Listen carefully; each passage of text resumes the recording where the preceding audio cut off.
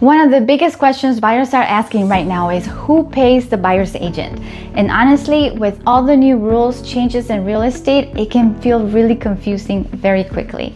In this video, I'm going to break down how buyer's agent compensation works, what's changed and what's negotiable, and why having the right representation still matters when buying a home. Let's talk about buyer's agent compensation. It used to be that more often than not, the compensation for the buyer's agent was paid by the seller.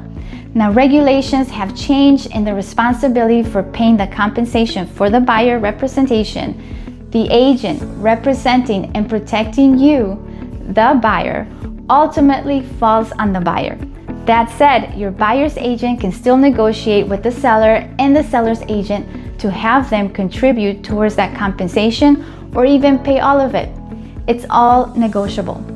The new regulations do not say that the seller cannot pay the buyer's agent compensation. It simply means it now has to be negotiated differently and outside the MLS.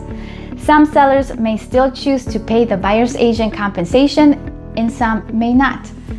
So you can decide whether you want to write an offer on a home where the seller is willing to contribute towards the compensation or not. And remember, all the commissions and compensations are negotiable between all parties.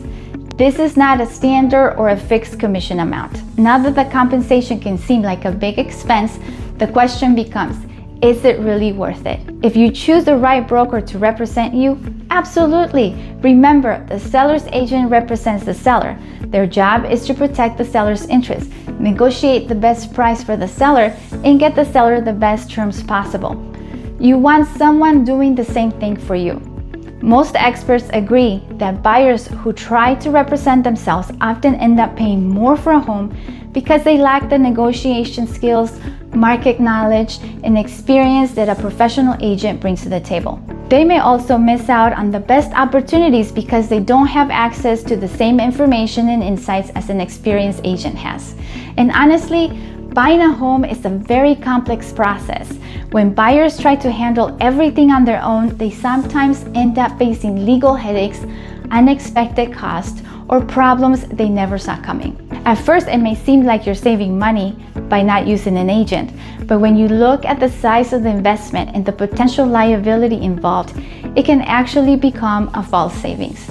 Professional representation makes a huge difference. For example, according to the National Association of Realtors, homes sold directly by owners, known as FSBOs or for sale by owner, tend to sell for significantly less than homes sold by professional representation.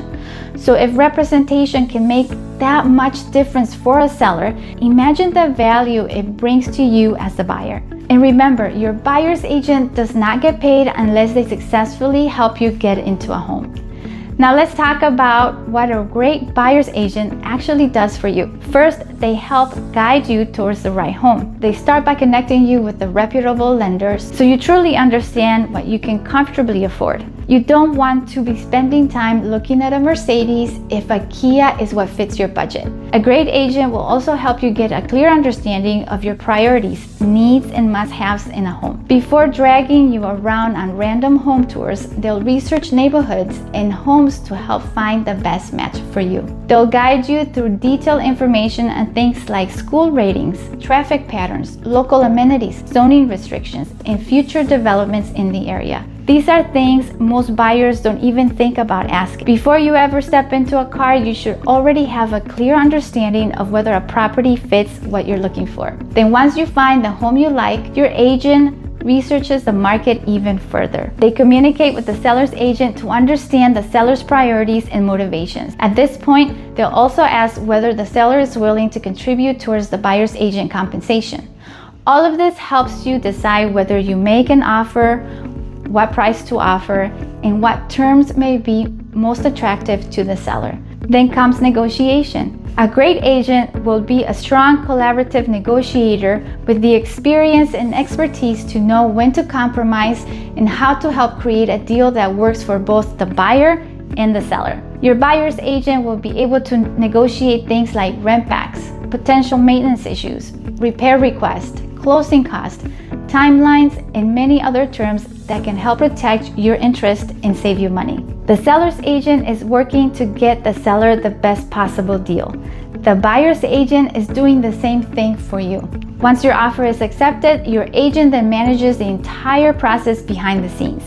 They coordinate inspections, appraisals, title work, lenders, attorneys, insurance, disclosures, deadlines, repairs, and all the moving parts that keep that transaction on track. They also help protect your earnest money deposit and reduce potential legal liability throughout the transaction. Your agent may spend hundreds of hours working behind the scenes on your behalf, and they only get paid once you successfully close on your home and receive the keys. Again, per the agreement, the buyer is ultimately responsible for the buyer's agent compensation, although your agent may negotiate to have the seller contribute towards it. So that and so much more is what a great buyer's agent does for you and why having professional representation matters. If you have any questions at all about buyer representation or how compensation works, feel free to reach out anytime. And if you like extra help getting started, I've also put together a free home buyer guide with tips, next steps, and things every buyer should know before purchasing a home. You can download it using the link below this video. And don't forget to subscribe so you do not miss the next module in this series.